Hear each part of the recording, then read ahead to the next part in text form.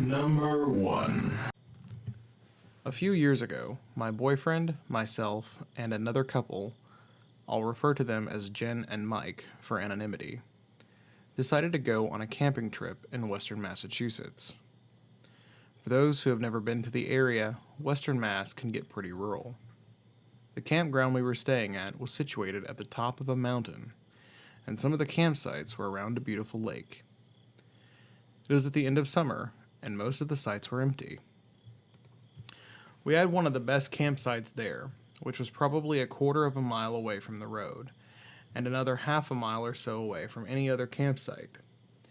If you walked back to the main road from our site and traveled on a bit, you would come to a large overlook that looked out over a huge forest and off into New York. Anyway, one of the nights around 11 p.m., the four of us were sitting around and drinking, and decided to go for a walk up to the cliff to look out at the stars, drink some more, and smoke a little bit. We walked up and were just chilling when this Jeep starts creeping up along the road. We don't pay much attention, as this is a spot where locals tend to stop by and probably participate in the same type of activities we were currently doing. After a few minutes, a couple of dudes around our age, mid-20s, come out of the Jeep and approach us. They're wearing camo jackets and vests and smoking cigarettes, and we all start shooting the shit and talking. At first, they seem relatively normal, albeit different from us city folk. They're just talking to us about how they're from the area, asking us questions about where we're from, etc.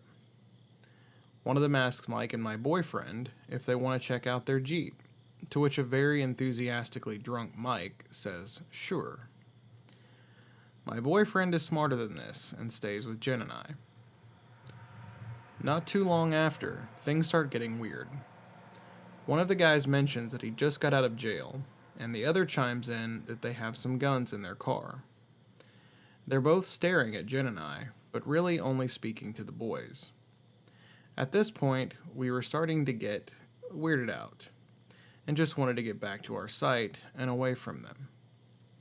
We try to get Mike's attention, but he's dumb, and pretty much about to leave with them in their car. Eventually, my boyfriend yells out to him that we need to get back so we can be up early in the morning, and we all leave. We notice that as we walk away, they are just silently watching us head back to our site.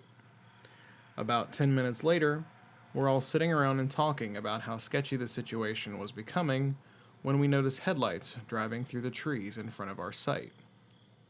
We're all just waiting for the headlights to keep moving, hoping that the Jeep would keep driving past.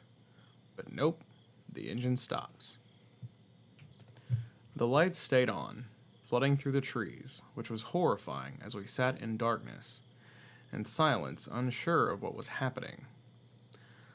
All of a sudden, we start hearing yelling and whooping coming from the car, and we can tell it's the same guys.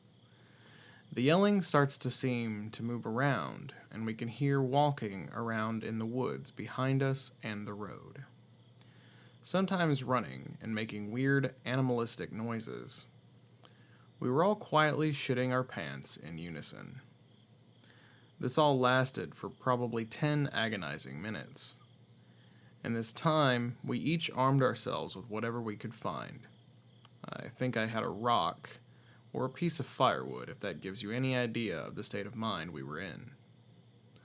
All the while, I could only think about how they said they had guns in their trunk.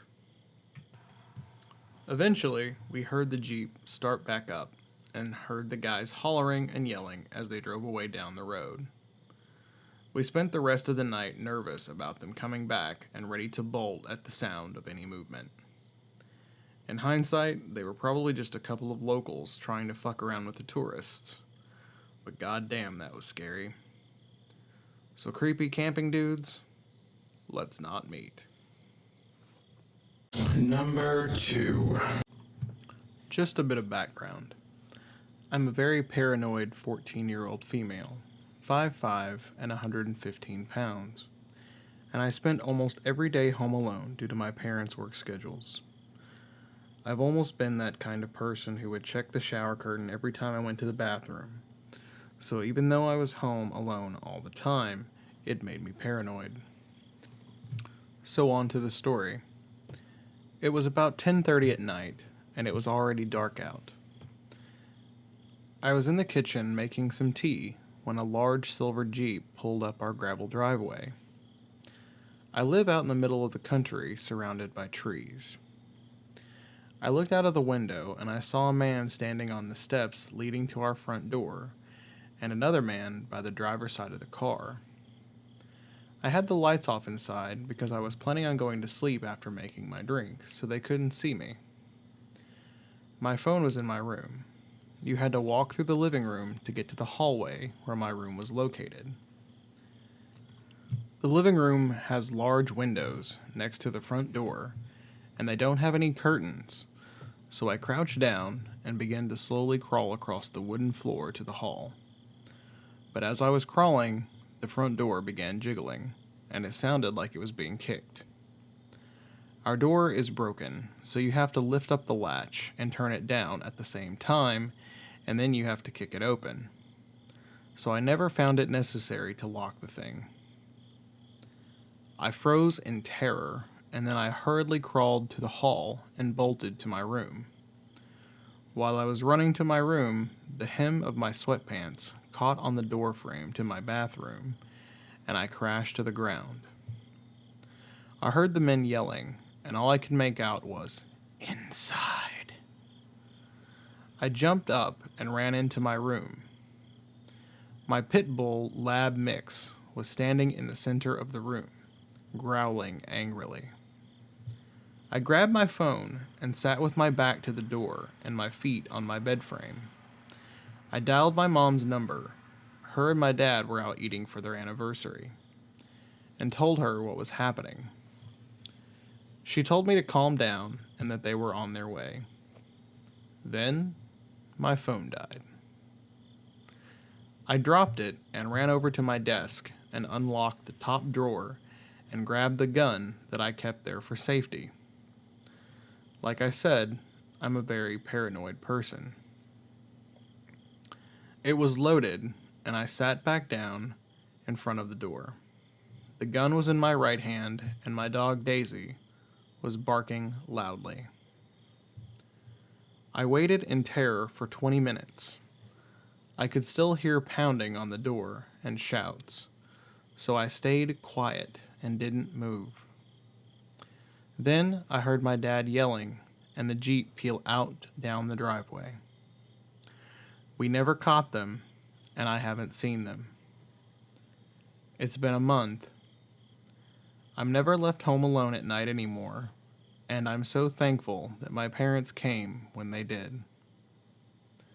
So creepy men that tried to break into my house, let's never meet again.